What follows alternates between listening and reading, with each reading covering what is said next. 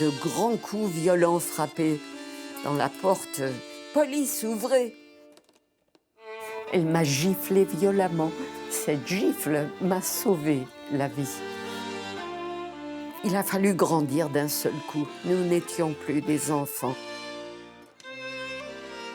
Je m'appelle Rachel Jedinac, née Psankévitch. J'avais 8 ans lors de la rafle du Veldiv. J'habitais au 26 rue du Rys, dans le 20e arrondissement de Paris.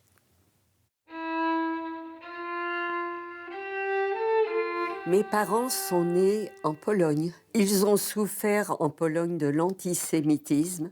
Alors ils sont venus à Paris, comme beaucoup d'autres, dans le pays des droits de l'homme. Mon père était ouvrier, menuisier ébéniste, et ma maman était femme au foyer, comme beaucoup de mamans à l'époque. On était heureux parce qu'on était aimés par nos parents, qui voulaient nous voir devenir de vrais petits Français. Donc, nos parents, les miens en tout cas, ont demandé dès notre naissance la nationalité française pour ma sœur et moi, que nous avons obtenue, bien entendu. Quant à eux, ils ont demandé la nationalité française, mais ça n'a pas abouti, vu la période.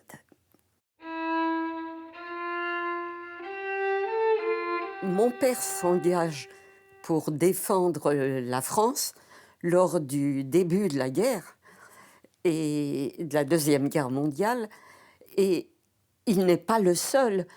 Je signale que plus de 80% des Juifs étrangers se sont engagés pour défendre la France, leur nouvelle patrie. On a accompagné mon père à la gare.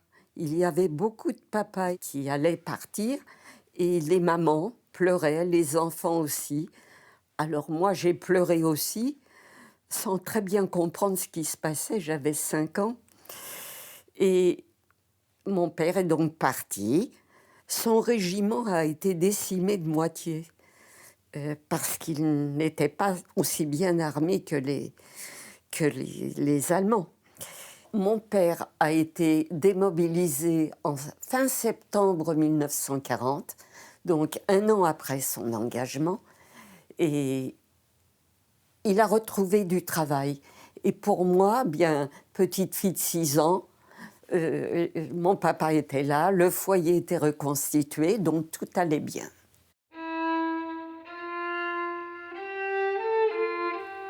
Le 4 octobre 1940, il y a eu le fichier juif. Et on a demandé aux Juifs d'aller se déclarer en tant que Juifs. Et jamais, jamais, les Allemands, les nazis, auraient su venir nous chercher si la police française n'avait pas fait ce sale boulot. Et alors, a commencé pour nous toutes les restrictions. Interdit, en ce qui me concerne, petite fille, d'aller jouer avec mes petits camarades dans les jardins. Il y avait marqué sur la porte d'entrée du jardin « Interdit aux Juifs ». Dans certains jardins, on voyait la plaque extérieure « Interdit aux Juifs et aux chiens ». Vous voyez à quel niveau on nous mettait. On a convoqué 7000 étrangers environ. Et 3700 et quelques se sont présentés. Pas tous. Hélas, mon père l'a fait. Ma mère lui a crié « Mais n'y va pas, c'est un piège !» Mon père a dit « Mais il ne peut rien m'arriver, je travaille, je suis en règle. » Hélas, ma maman a eu raison. Et il est parti, je me souviens du billet vert. Il était convoqué pour 7 heures du matin. Il nous a embrassés, moi j'étais encore dans mon lit, et il nous a dit « À ce soir ». Et nous ne l'avons pas revu. Voilà, on envoyait ces hommes dans 2 camps dans le Loiret, à Beaune-la-Rolande et à Pithiviers. Mon père est parti à Beaune-la-Rolande, où il est resté pendant 13 mois. Mon père est parti par le convoi numéro 5, le 28 juin 1942, pour Auschwitz. Mais on nous disait qu'on les envoyait pour travailler en Allemagne. On nous a menti jusqu'au bout. Et là, plus de nouvelles.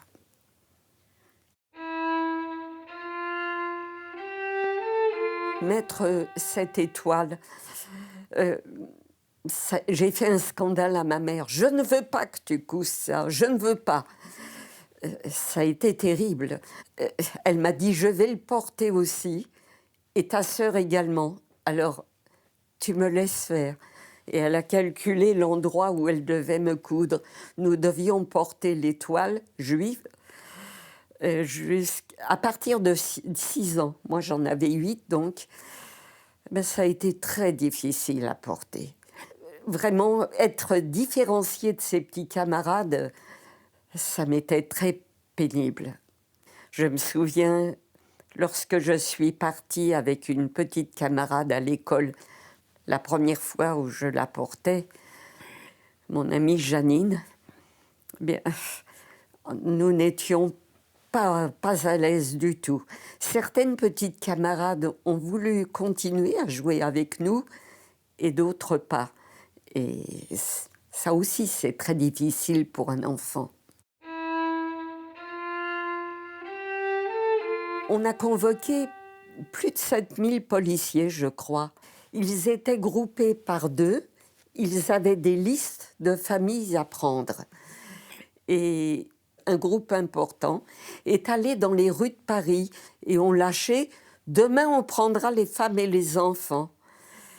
Et je suppose que ma mère l'a appris, puisque la veille au soir, elle nous a cachés chez nos grands-parents paternels qui habitaient à environ 50 mètres de chez nous, tout près donc.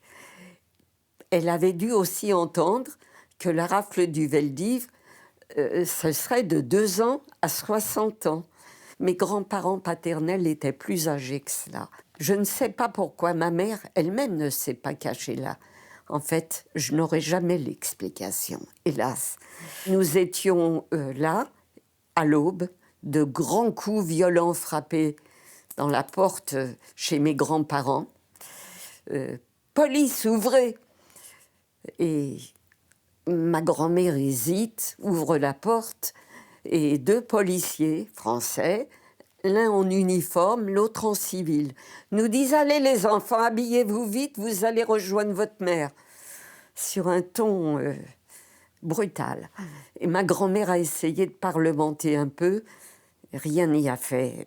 On l'a bousculée d'ailleurs violemment. Et nous sommes partis en ramassant nos petites affaires. On venait nous chercher entre 4h et 6h du matin. Il faisait déjà clair, au mois de juillet, il fait clair de bonne heure. Et là, dans la rue, j'ai déjà vu des jeunes qui essayaient de fermer des valises avec des ficelles, des valises éventrées. J'ai vu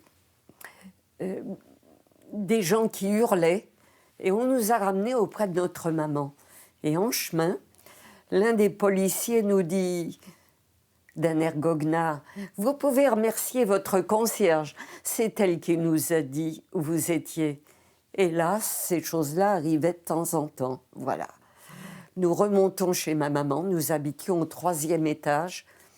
Et là, ma maman, tellement contrariée de nous voir revenir, en larmes, on lui dit « Vous avez 5 minutes pour faire votre valise ou votre baluchon, on a encore beaucoup de gens à prendre. » On n'oublie pas cela. Je n'ai pas oublié cela avec ma sœur. On nous a emmenés à la Bellevilloise, qui est devenue un lieu festif. Mais à l'époque, ça n'était pas ça. Et nous sommes partis à travers les rues. L'image qui est récurrente, c'est que j'ai vu aux fenêtres, sur les trottoirs, des gens massés, nous regarder passer comme un troupeau. Et je dis toujours comme un troupeau. Certains faisaient le signe de croix, les larmes aux yeux, d'autres nous montraient du doigt en riant. Et je dis toujours que malgré mes 8 ans, j'ai compris que les Parisiens n'étaient pas d'accord quant à notre sort. Les mamans criaient « Mais où allons-nous? Où nous emmenez-vous » Les policiers ne répondaient pas. On nous a emmenés donc jusqu'à la Bellevilloise,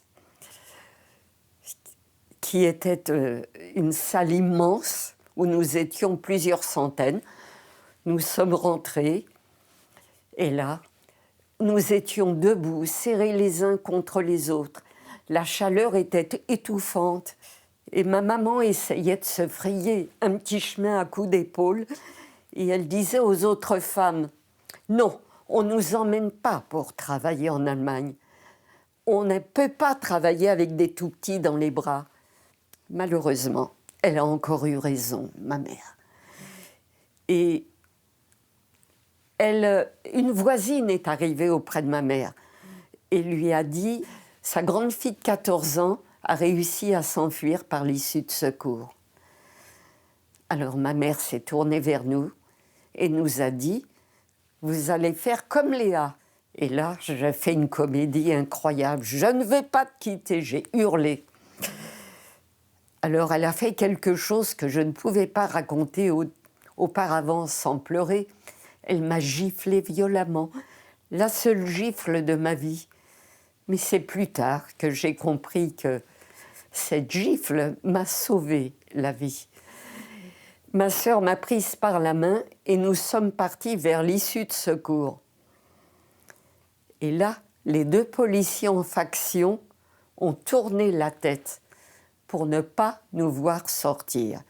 Alors quand je témoigne devant des jeunes, je leur dis, vous voyez la différence d'attitude des policiers.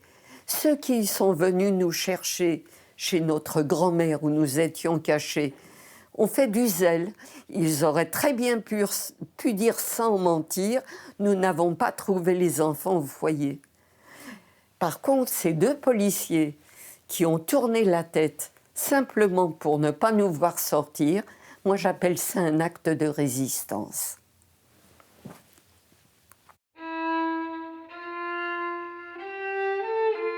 Eh bien, nous retournons chez nos grands-parents qui sont en larmes et ma sœur apprend que notre maman, n'ayant plus ses enfants avec elle, part avec les célibataires directement au camp de Drancy. Et ma maman est restée au camp de Drancy, qui était l'antichambre de la mort, parce que de toute la France arrivaient des trains bondés de juifs, passaient par Drancy, et de là partaient les trains qui les emmenaient dans les camps d'extermination. Donc ma mère reste 13 jours à Drancy, ma sœur apprend qu'elle est là, et on y est allé 3 fois avec ma sœur. Et la première fois, je n'ai pas vu ma maman, nous sommes repartis en pleurant. Et la deuxième fois, je recommence à pleurer, je ne vois pas maman. De loin, je voyais beaucoup de visages. Nous étions séparés par des barbelés, mais aussi par une très grande cour. Donc, désespérément, j'essayais de voir le visage de ma maman.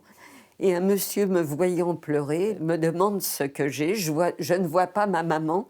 Alors il m'a prêté une paire de jumelles. Et j'ai pu voir pour la dernière fois, de loin, le visage de ma maman qui nous a vus et qui a fait ce geste. Partez. Pourquoi? Parce que les gendarmes nous pourchassaient tout autour du camp. Et nous étions toujours en danger. La troisième fois où nous sommes allés à Drancy, nous descendons du car et ma sœur me dit « On repart à Paris ». J'ai hurlé « Je veux voir maman, on repart à Paris ».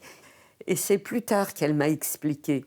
J'ai vu comme elle passer des autobus bondés dans l'autre sens, mais je n'ai pas spécialement regardé. Or, ma sœur a regardé dans les autobus bondés et elle a vu, m'a-t-elle dit, une partie du visage de ma mère debout, serré, qui nous a aperçus sur le trottoir et qui a essayé de faire ce geste. Partez. Elle me l'a dit plus tard. Voilà, ma mère est partie. Il a fallu grandir d'un seul coup. Nous n'étions plus des enfants. Quand je voyais au coin d'une rue des gens à mine patibulaire, des hommes habillés de cuir, avec des chapeaux, ceux qu'on appelait les collabos, eh ben, je m'enfuyais. Ça a été des moments très difficiles pour nous tous. Les rafles étaient de plus en plus rapprochées. Donc, mon grand-père est parti à l'hôpital où il est mort peu de temps après. Moi, j'ai été mise dans un centre pour enfants juifs avec ma sœur, mais séparée de ma sœur, parce qu'on était par âge. J'y suis restée pendant quelques mois. J'en garde un très mauvais souvenir, parce que c'était dur à vivre là. Voilà. Donc, j'ai été placée 8 jours dans une famille catholique et ensuite chez des bonnes sœurs et dans une autre famille catholique. J'ai changé sans arrêt d'endroit. Et en janvier 1944, ma cousine m'a procuré de faux papiers. Je deviens Rolande Sagnier, j'ai 9 ans et je pars à Château-Renaud, près de Tours. J'arrive là. Je tombe sur une personne d'un certain âge, acariâtre, désagréable. J'ai été là, malheureuse, très malheureuse. Et là, la nourrice de mes cousins, donc, m'a placée chez sa sœur et son beau-frère. Et je dis que grâce à ces gens, j'ai pu reprendre courage. Je n'y suis restée qu'1 mois, mais je ne les ai jamais oubliés. Monsieur et Madame Saillard, voilà. Nous avons été libérés par les Américains. Tout un groupe d'enfants, dont moi, nous partons à la rencontre des tantes des Américains et nous crions « Sem Sem Gomme ». On ne savait même pas dire chewing-gum. « Sem Sem Gomme »,« chocolat, chocolat ». On avait tellement été privés de tout. Et là, on voit sortir de la tente un gradé. Il avait toutes sortes de décorations. Et 2 autres, ils étaient 3, je crois. Et ils viennent vers nous. « Do you speak English ?» Aucun enfant ne comprenait. Et moi, j'ai eu une idée. Je dis yiddish. Il me dit « Tu parles yiddish ?» J'ai dit « Oui. Viens avec moi. » Et il m'emmène dans la tente. Et il me pose des questions. Il dit « Où sont tes parents ?» Parce qu'il a bien vu que je n'étais pas une petite fille du lieu. Mes parents les ont emmenés en Allemagne, je ne sais pas où. Lui savait déjà la destination. Il m'a raconté qu'il avait une petite fille d'à peu près mon âge à New York. Et il m'a fait donner un plateau avec des friandises. Les enfants ont dit « La petite Rolande, qu'est-ce qu'elle parle bien l'anglais ?»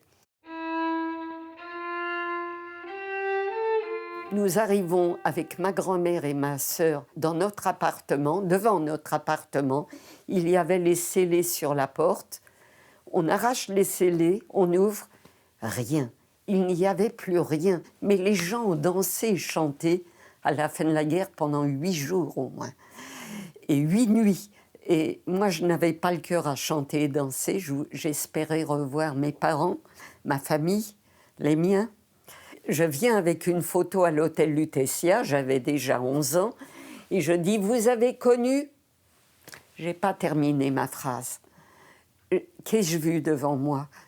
Imaginez un homme qui pèse entre 33 et 35 kilos, les yeux enfoncés dans les orbites. Il me faisait peur. Et je me suis enfuie avec ma sœur. C'était les déportés qui revenaient.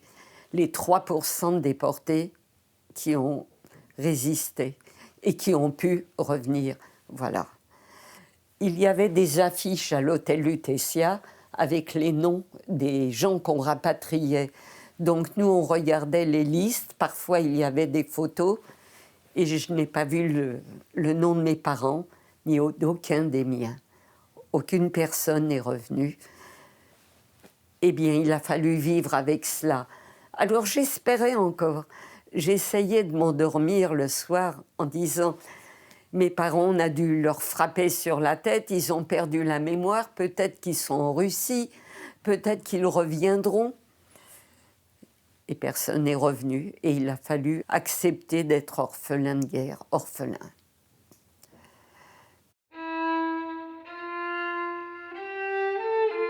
Eh bien, j'ai récupéré quelques photos de mes parents. J'aurais oublié leur visage, leurs traits, si ma tante ne m'avait pas donné ces photos. Je suis bébé sur ma mère, mon père et ma sœur à côté. C'est une photo des moments heureux que nous avons vécus. Je garde le souvenir vivant de mes parents. Pour moi, ça a une importance extraordinaire.